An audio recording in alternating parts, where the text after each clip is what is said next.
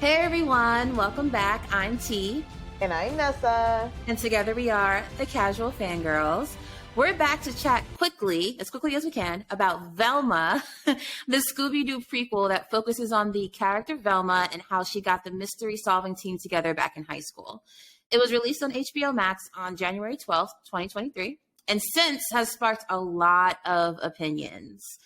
In fact, Forbes wrote a piece that highlights the show is currently rated the third worst TV show in IMDb history with a 1.3 out of 10 rating. Oh, that's rough. It's really rough. So today, we're going to give a quick review of the first 4 episodes. Before that, though, Nessa, can you give the people a spoiler warning? Yes, I shall. So we won't be diving. Okay. So we're diving into the first 4 episodes of Velma, but we're not going to do our typical recapping of each episode, but we will be talking about specific plot points. Things will be revealed. So if you guys have not watched the first 4 episodes, let's tune in. You can either go watch it or you can listen to us talk about it so that you don't have to watch it. Or maybe we will encourage you to watch it. I have so many mixed feelings about this show. This is why I can't get myself together. But yes, the first 4 episodes are the ones that we will be going over. And we will also be speculating and making predictions about the rest of the season. So stay tuned. Kick it off with us. So I gotta bring it back around, T, and I gotta ask you, did you like the show? So this may surprise you. I didn't hate it. Okay. I did not hate it. Did I like it? I wouldn't say that either, but I definitely did not hate it. I think that the criticism that I've been seeing around, and I heard from you that we're about to hear again, I think a lot of it is valid. Mm-hmm. I just think that some of those critiques don't bother me as much as they bother other people. Mm-hmm. Specifically, how meta the show can be, how it's calling out things that it's doing in real time. That doesn't bother me as much as it's bothering a lot of other people. And I understand why it would bother you, but it doesn't bother me at all. I don't mind when shows do that. So that's that. But the bigger issues I have with this show is the majority of the characters, the main characters, Velma, and Norville, who I didn't even know was supposed to be Shaggy until I texted you and you were like, oh, that's Shaggy. And I was like, what? Velma and Shaggy do not feel like they are the teenage versions of the Velma and Shaggy I know from all the Scooby Doo stories that we know. Even a pup named Scooby Doo, which should technically be before. I mean, it's all whatever, but these characters, Fred does feel like an immature version of the Fred that we get in the future that we've seen in other places. Even Daphne just feels like a way more well-developed character in this Velma TV show than she did in the Scooby Doo shows and movies and all that jazz. And I can see how this Daphne, who, spoiler, sells drugs, can be the Daphne that we know in the future. But the Velma and the Norville / Shaggy, I'm having a very hard time seeing how they track to the people that we already know. So that is my biggest critique of the show, and why I'm in the middle of it, and why I'm anxious to see how it ends. Yeah. I would say with when it comes to Shaggy, I can see how he can start off here and then eventually evolve into the Shaggy that we know. Because so the rumor or the joke, right, of the Shaggy that we do know him as is that he's on drugs, right? That's why he's so jumpy and that's why he's so whatever. I never thought of that. Yeah. And so there's a scene where him and Velma are in the car, or was it Daphne? I don't know. There was a scene where they were talking about drugs and something like that. And he was like, I know there's rumors, but it's not true. And I think that's what he's referring to. Because when people have done parodies and stuff like that of Scooby Doo, they've always made Shaggy look like a dope fiend, basically. So I can see how he can kind of start off as like this level-headed, calm, cool dude, and then after going through so many mysteries, eventually kind of becomes this scaredy cat kind of person or whatever. Like you said, Fred definitely looks like the immature version of who he'll become. Yeah. Daphne, I love the Daphne that we have now. I like her too. Like, I really like her. We so spoke far, about, she's the best part of the show. Yeah, we spoke about this offline, but basically, yeah, she's the best part of the show. I almost wish that she was our protagonist, honestly. And so Velma is the toughest hang. And so, do I like the show?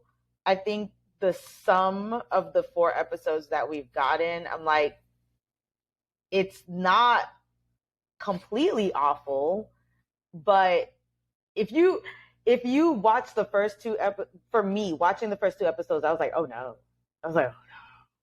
What are we doing? And so I think especially because I'm such a big fan of Scooby Doo Mystery Incorporated, which is a recent reiteration of the Scooby Doo franchise. And I always thought it was so smart and funny and cute, and I was totally into it. So this Velma is a tough hang.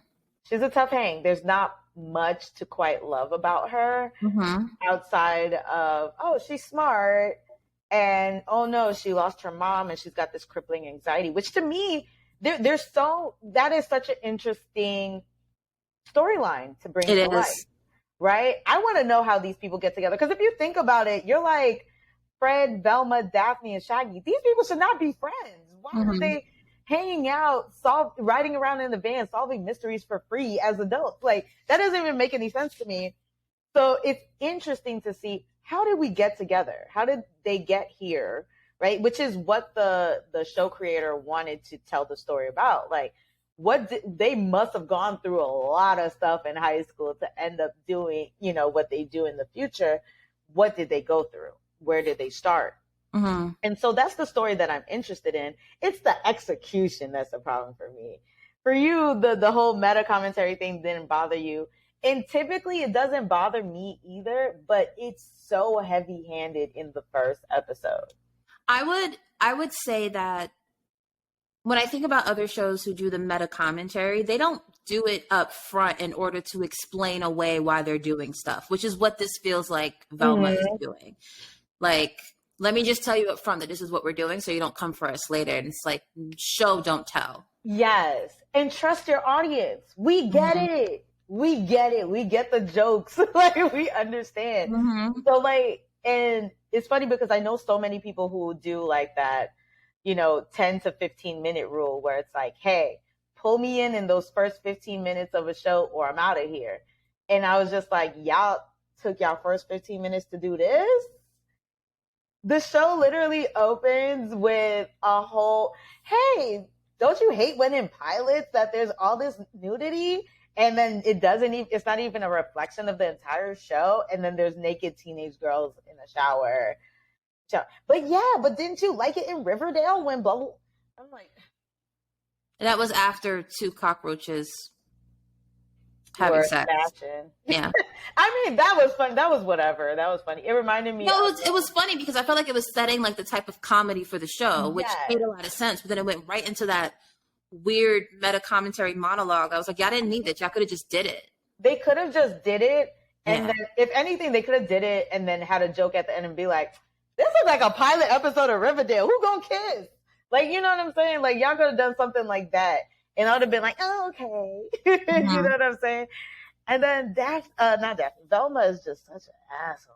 She's a tough hang. And I think, so we got through the like, well, did you like it? But I think let's dive deeper into Velma as a character a little bit. And just, there's a couple of things about her that I think is shocking to the general audience because it's so different from the Velma we know. First of all, Velma's smart. We know this already. Second of all, she's so opinionated, which is not a bad thing. Judgy? Not a bad thing. Opinionated or judgy? She's judgy, which makes it bad. It's like for you to have the world hate you and you are still an a-hole about it?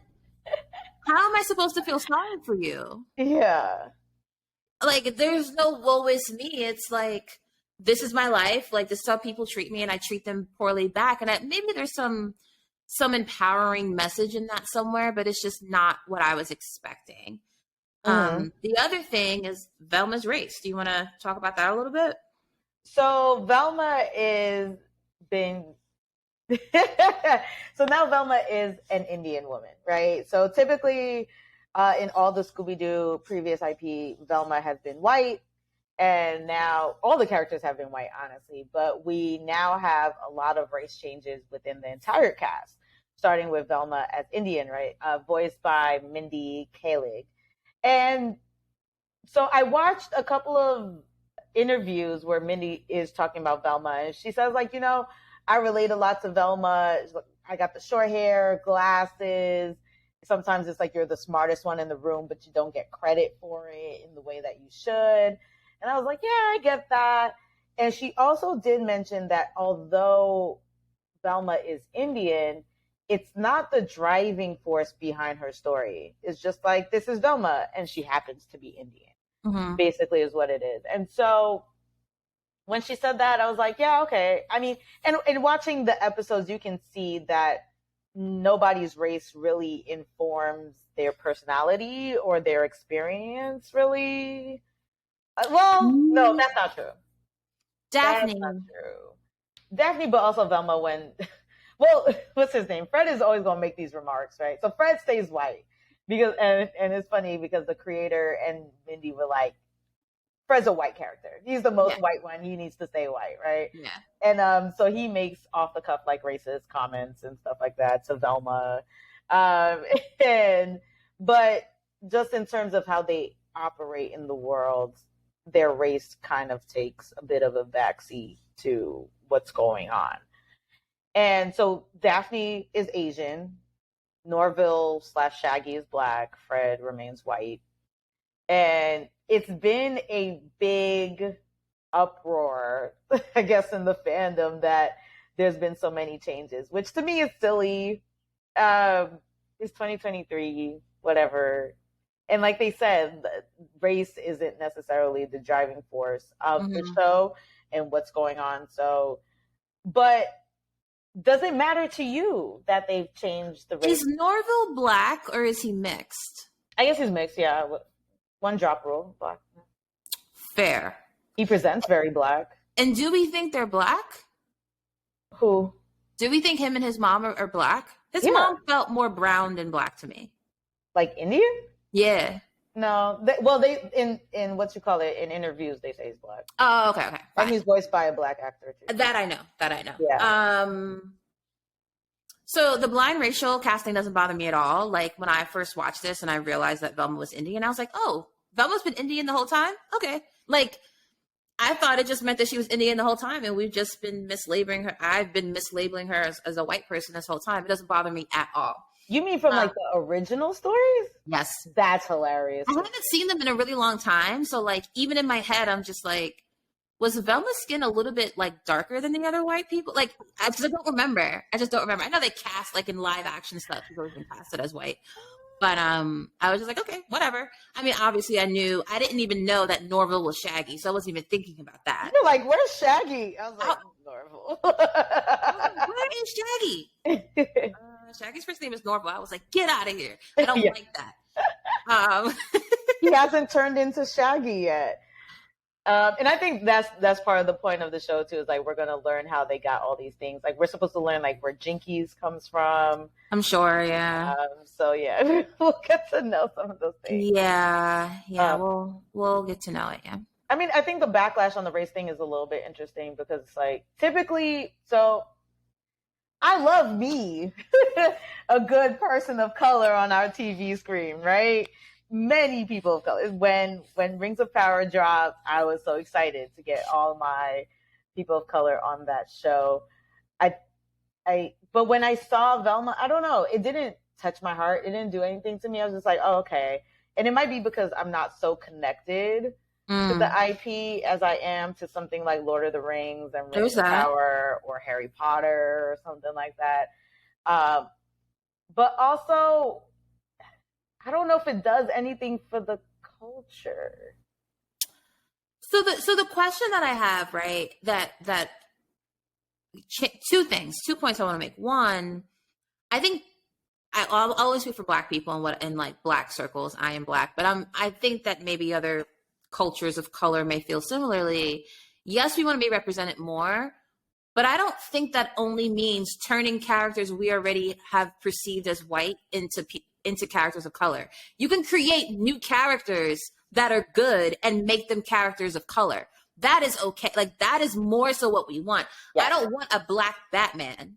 I Woo! want I'm glad you said it because I was just gonna go there. Okay, right. okay. I don't want a Black Batman. Give me, I think it was like what, Batwing or something like that, who is a Black character that's kind of like Yeah. either give me him or give me Static Shock or give me a new character that you're creating to be a Black superhero or whatever it is. So that's Yeah. that's one thing I wanted to say.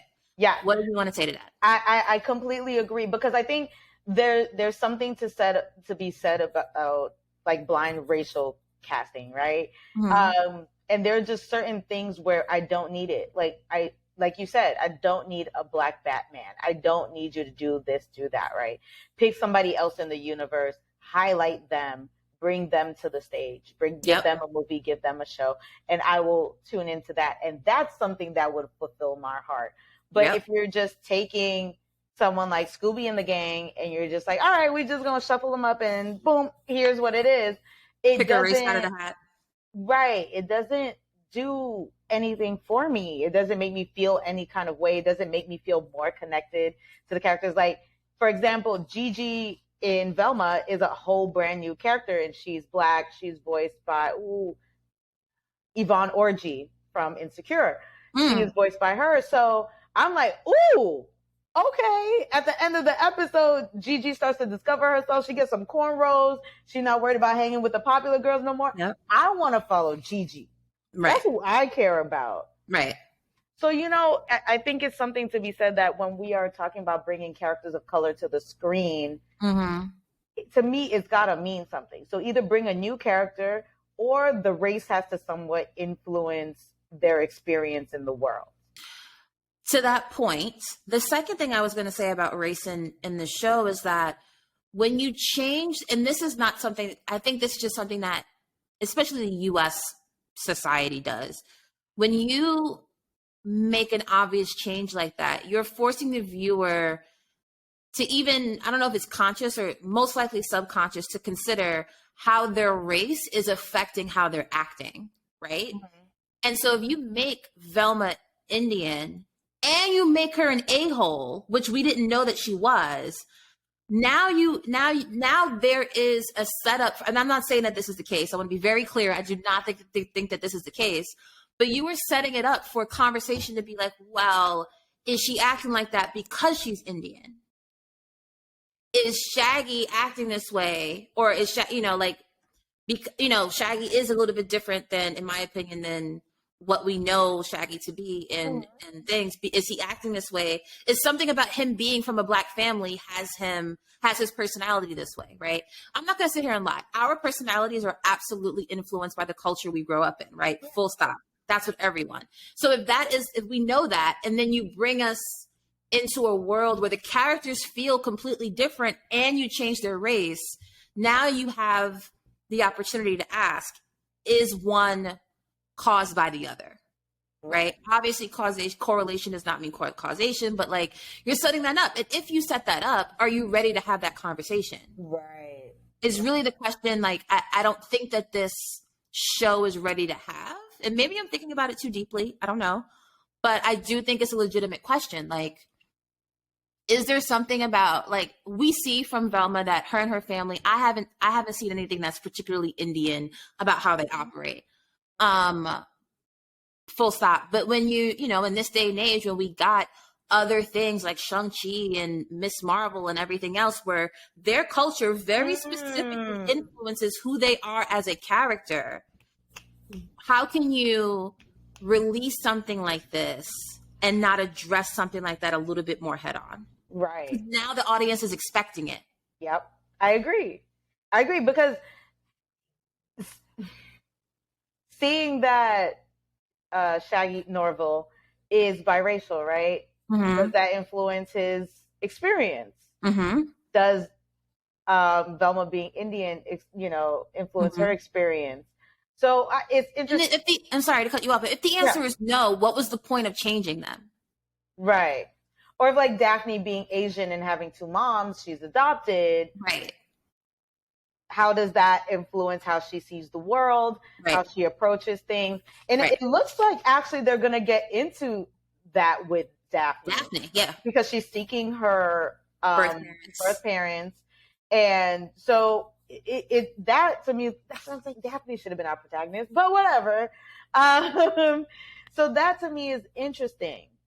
And so, yeah, I totally agree with you. If you're going to change the race and you're going to completely change who this person is, there's got to be some sort of reason why. There's got that they're just, and that's what I don't love is when you change race just for race sake. Mm-hmm.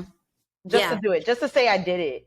And it's like, okay, you did it, but now what? Especially in a world where we assume that race still matters. It's not like Rings of Power where it's like black men versus white men. It's man against dwarf against elf. Right. Doesn't care what color you are. Right. Within the race, those are the races that matter. If Scooby Doo and his mystery team is taking place in the world that we know it to be, where race matters and to how you're culturally brought up and everything and how people view you changing the race means something. So have it mean something. Yeah, I totally agree. That was we got into that one. Yeah. All right. So, but do you have anything nice to say?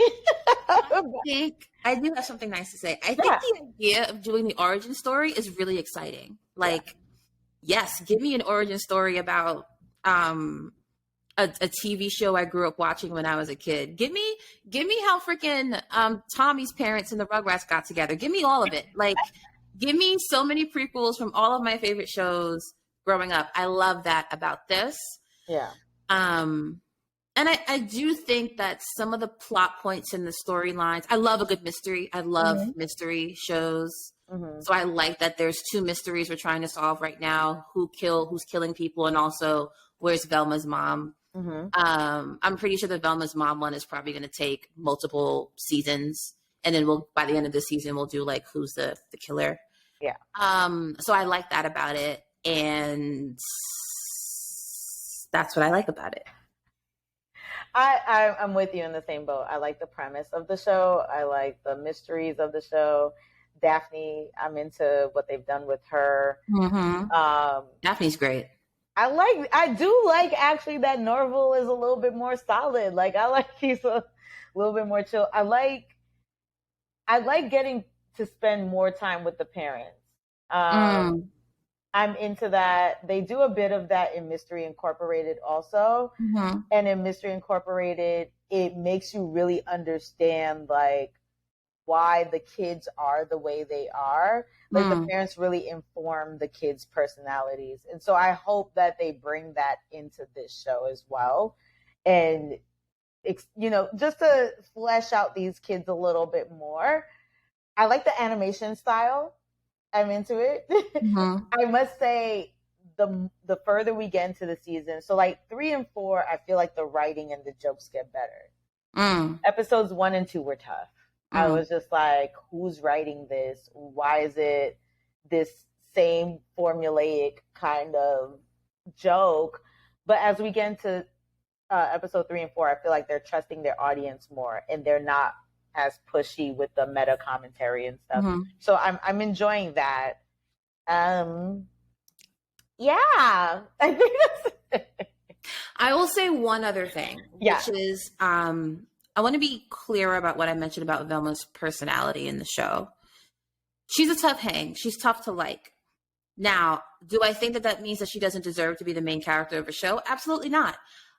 I would love a different show that wasn't Velma to talk about a child who was a terror to her parents growing up, who like is just an a-hole and doesn't care that the world doesn't like them. I would watch that show. There's something about that supposed to be this character that I already know to be one way and this being so opposite. That's where like the cognitive dissonance comes in.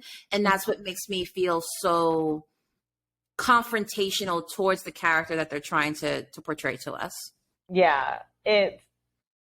I wish there was some more redeeming qualities about her. Something, but I think that's what they're trying to do with giving her like the anxiety and, you know, her mom missing and stuff. It's like, it's almost like they're trying to do like the Jamie Lannister thing, right? It's like, dang, he pushed the kid out a window, but he had to make this very tough decision of like killing the king or fulfilling his duty and whatever, right? And so they're clearly setting up this so she's redemption arc. She's getting the Zuko.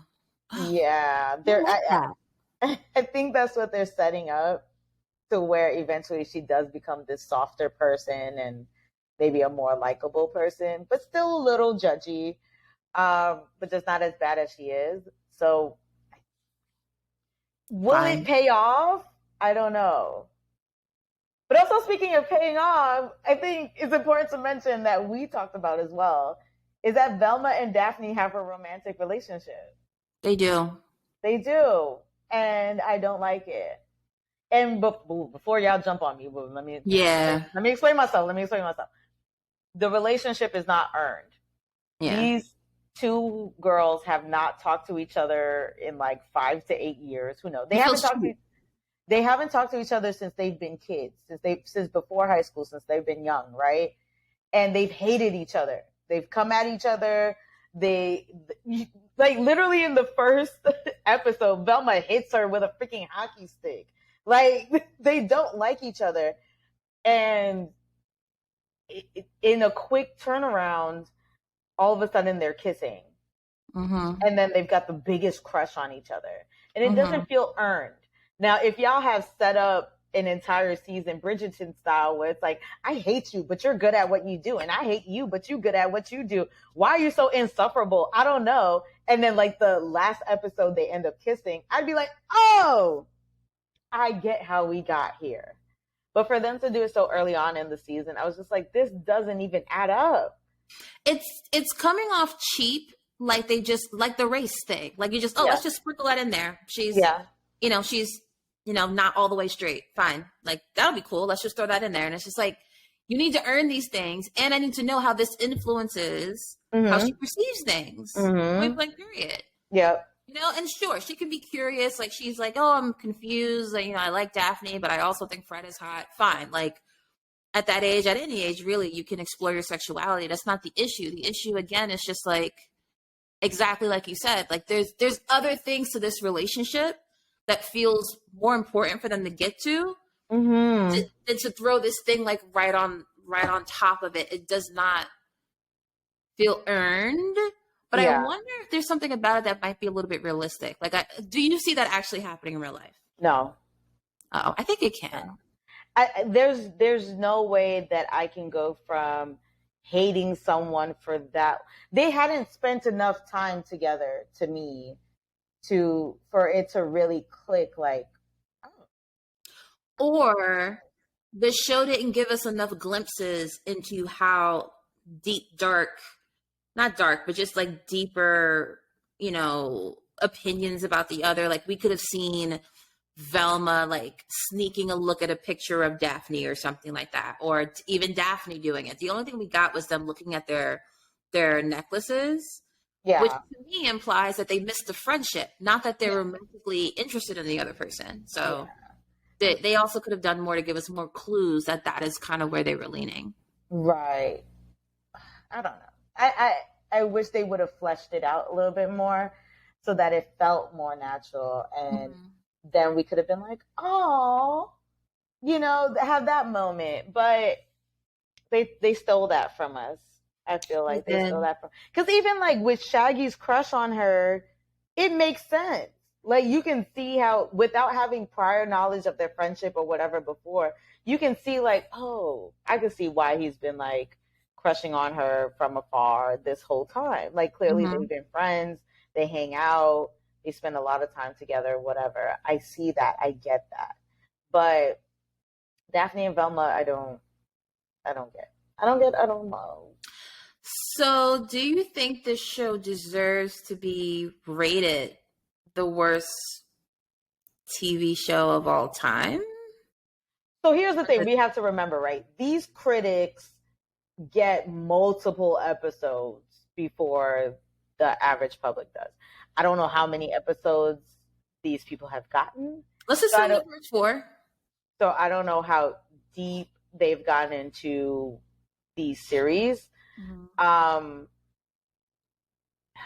I think it's tough to give a whole series this kind of rating before you've let it finish, before you've reached the finish line. I think it's unfair. What I can say is if you're like, oh, this is the worst premiere episode, whatever. I don't know. I wouldn't say that it deserves to be this low. I feel like there's probably other shows that are worse. It's not amazing. It's not great. It's decent, I would say. I'd probably give it about a 5 out of 10, 6 out of 10 as of right now, watching 4 episodes. Where it ends, I don't know. We'll see. But as of right now, with 4 episodes, I would give it about a 5 or 6 out of 10. But I don't think it deserves, I'll put it this way. I don't think it deserves all of the backlash that it's getting. I think if this show came out 10 years ago, it would be rated higher. Yeah. Oh, yes. Oh, yes. I think that the palettes of consumers have changed over time, and the MCU and DCEU and Big Mouth and like all of these Harley Quinn, like all of these animated and non-animated entities and like in these different IPs has severely elevated what the audience expects from a show like this. Again, I would say that this show is a mix between like a Big Mouth and a Harley Quinn to a certain extent. And those two shows blow this way out of the freaking water, like way out the water. Yeah. So I don't know. I mean, HBO is up here talking about it was the best premiere. Yeah, it was the most watched original. It was the most watched animated original show and premiere on HBO Max. Now, compared to what? Exactly. Exactly. Right.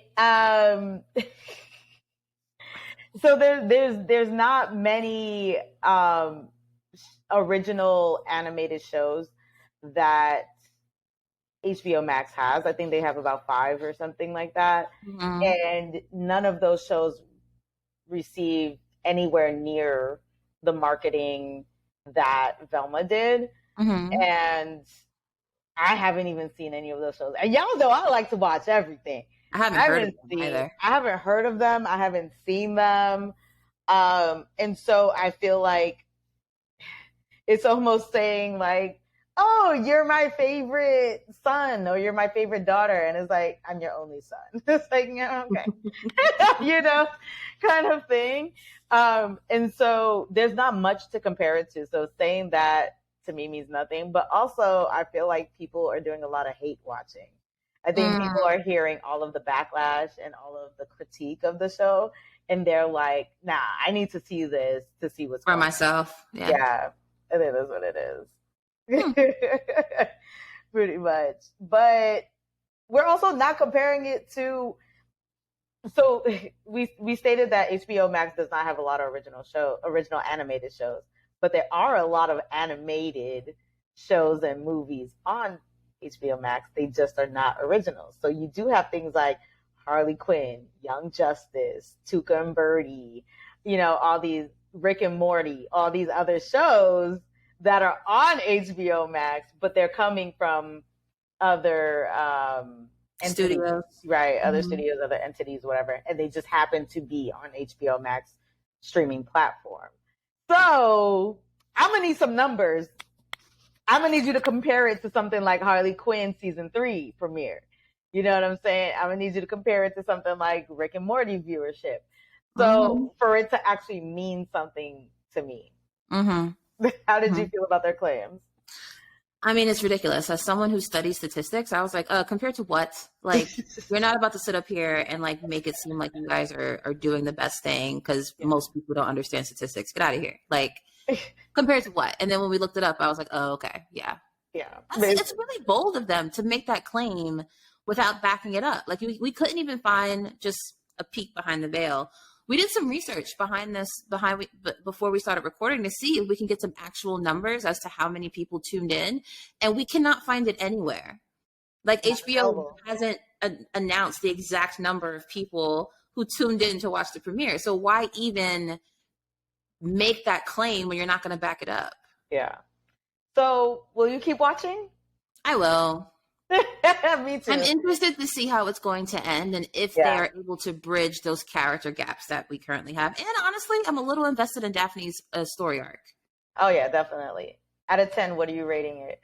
4. Yeah, fair. A 4 right now. I think it has the potential to get up to like a 6. Yeah. But I'd be shocked if it made it to the 7 or higher by the end of it.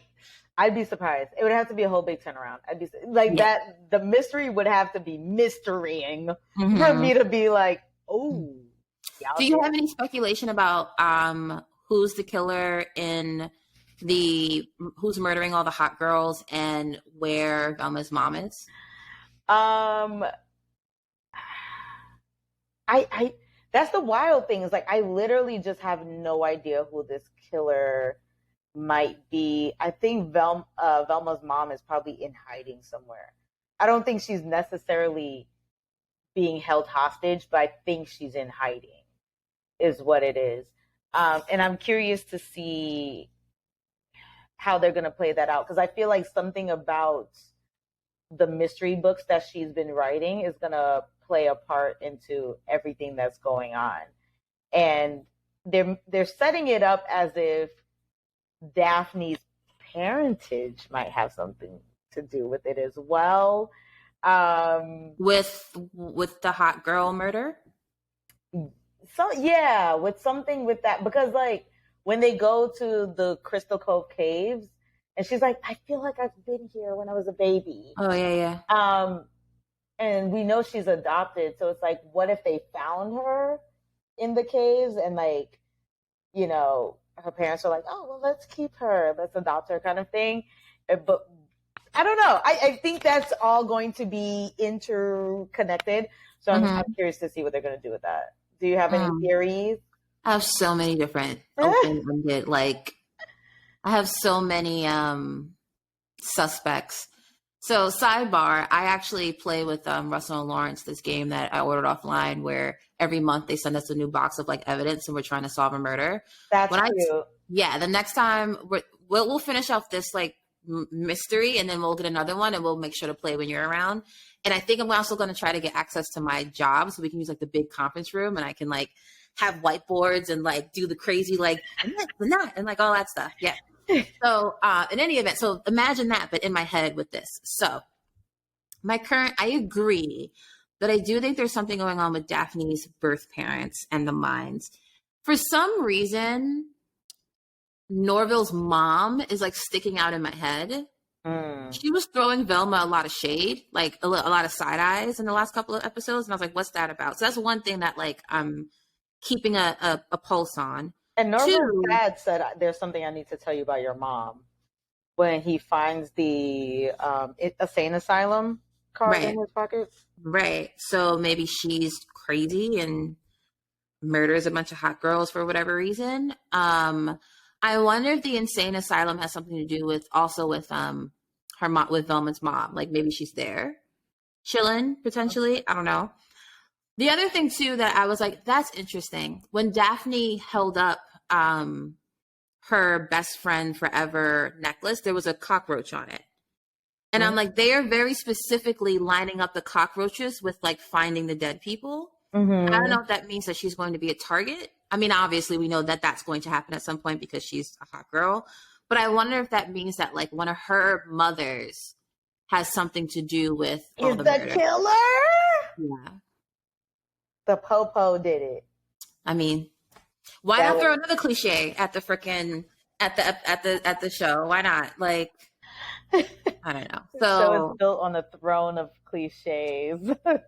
yeah, so those are the things that I'm like tracking right Okay. now as like, that's interesting. I wonder where we're gonna go with that. I like this. I Yeah, like so that's this. where I am. I like this. Well, the show will be releasing episodes in pairs, 2 at a time every week. And we have 10 episodes. So we got about 3 more weeks Mhm. of Velma. So we'll probably come back after At the the end. finale, yeah, and kind of recap the season in its entirety and Mhm. see if our thoughts and feelings have changed. I will say the show has good moments. It It, does. it has fun moments. It has some fun jokes. It's just a little tough overall. I mean, if you're horny, let's do it. Ride it, my pony. For people who don't get the context, who just decided to watch this without watching the movie, watching the show, you probably don't care that I'm about to spoil that. But Nessa's rendition of "Pony" by Genuine was sung at a funeral in the show. So take that for what it's worth. No, I do not want that played at my funeral. You can play Reigns of Castamere. That was a great moment. That was a great moment. But I was like, it was Genuine. It felt very scary movie to me. I mean, Was it like, I thought I told y'all to do this before? Shake your ass, but watch yourself. it definitely fits that. And I mean, it is kind of scary movie-esque, right? The whole the whole way they shape the show. It's like, oh, it's not a satire like Scary Movie is, but I think it like borderline satire. Like, we know all the tropes, and we're gonna point them all out. Oh, the killer's killing the hot girls. Wow. Let's not make them hot anymore. But we need your hotness at the end of the day. Yeah. I mean, I'm shocked I didn't say, oh, let's make Velma hot so the murderer comes after her and she can figure out who it is. You didn't write it, but if you did. If I did, I mean, it could still happen. Yeah, it could. We'll wait to the end of the season, but I'm sure that'll be one of them. Yeah. Well, guys, that was Velma. And our initial thoughts on those first 4 episodes. So we hope that you enjoyed the video. Like, subscribe, follow. We're on Instagram and the TikTokies at Casual Fangirls _. So make sure you guys tune in to see what we're putting out, what we got coming up next. Stay tuned. We do all the things. I am Nessa. And I'm T. And together we are the Casual Fangirls. We will see you guys next time. Ride it, my.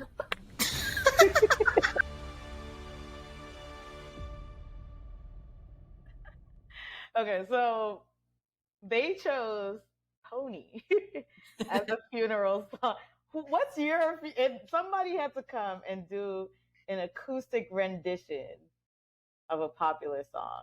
I already know what yours is, and I'm doing it. What do you think mine is?